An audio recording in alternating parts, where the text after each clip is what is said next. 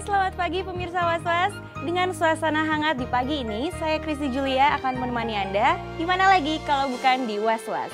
Oleh sebab itu, jangan beranjak dari tempat Anda, karena berita yang kami sajikan bukan sekedar berita. Sebab Anda patut was-was sebelum menyaksikan Was-Was.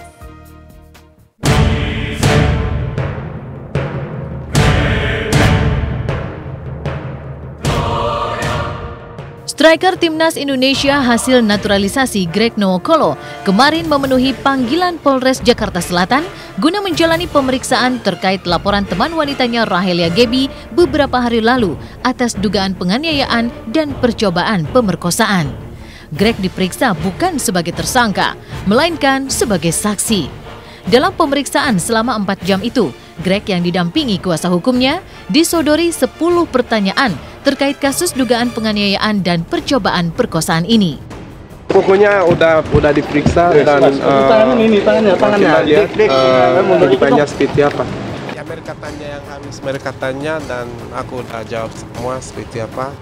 Pemanggilan Greg oleh pihak berwajib ini seolah mematahkan anggapan yang dilontarkan adik kandung Rahelia Gebi yang mengatakan kalau laporan yang dibuat oleh Rahelia itu hanyalah akal-akalan Rahelia demi sebuah sensasi semata. Bahkan karena dugaan itu, kuasa hukum Rahelia kini memilih mundur. Lantas, sanggupkah Greg jika akhirnya polisi nantinya menyatakan dirinya bersalah? Hal-hal atau alasan yang menjadi landasan dalam pengambilan keputusan pengunduran diri kami selaku tim kuasa hukum adalah sebagai berikut. 1. Dikarenakan tidak kooperatifnya saudari Rahelia Gebi dalam mengikuti aturan dan SOP tim kuasa hukum dalam penanganan perkara secara baik. Yang kedua, dikarenakan ketidakjujurannya saudari Rahelia Gebi dalam memberikan keterangan dan kronologis kejadian perkara yang tidak lengkap dan tidak sebenarnya. Yang ketiga, dikarenakan adanya pihak-pihak di luar tim kuasa hukum yang ingin mencari keuntungan pribadi, mencari popularitas dengan ikut masuk dalam perkara ini dan juga pihak yang memanfaatkan kasus ini sebagai tujuan publik.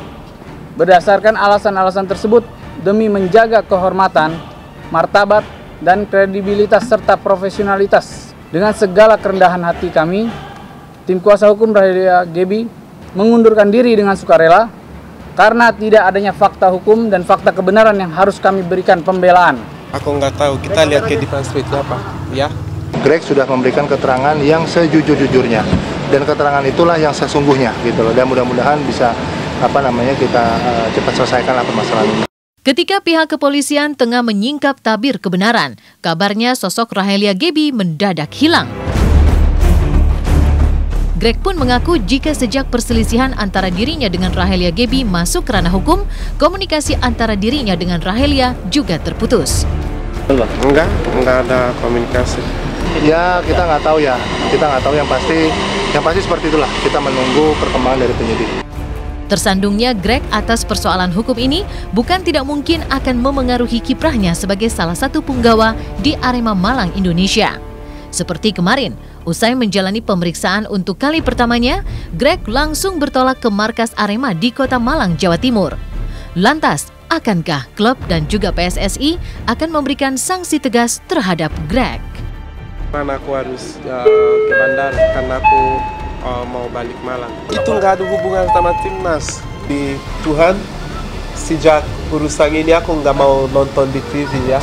Aku nggak pernah lihat di TV karena aku pikir ini sangat buang waktu aku sendiri.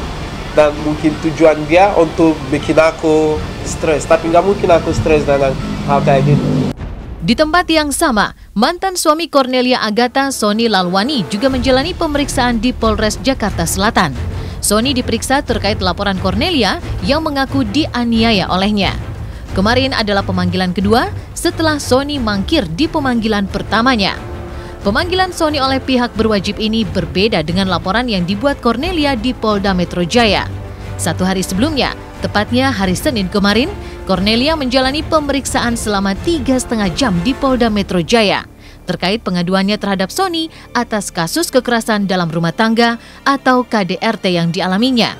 Mengejutkan memang, Melihat upaya Cornelia yang harus melaporkan mantan suaminya ke pihak berwajib sebanyak 2 kali. Lantas, siapkah Sony jika akhirnya 2 laporan yang dibuat oleh Cornelia akan mengantarkannya pada sebuah mimpi buruk, yakni terali besi? Ya, kalau melihat sampai saya melapor ya artinya tidak berubah. Kenapa saya tidak melapor?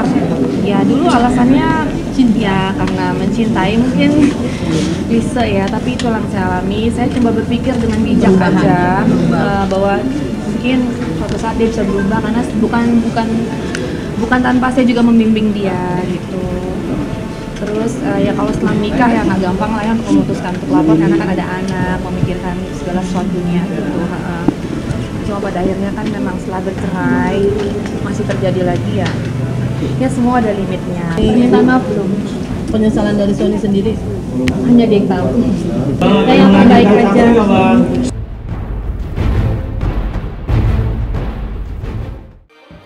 Sempat bersih tegang dan perang statement di media, akhirnya dengan berbesar hati Ustadz Solmed mengajukan permohonan maaf kepada masyarakat Indonesia dan event organizer yang berada di Hong Kong atas kesalahpahaman yang selama ini terjadi.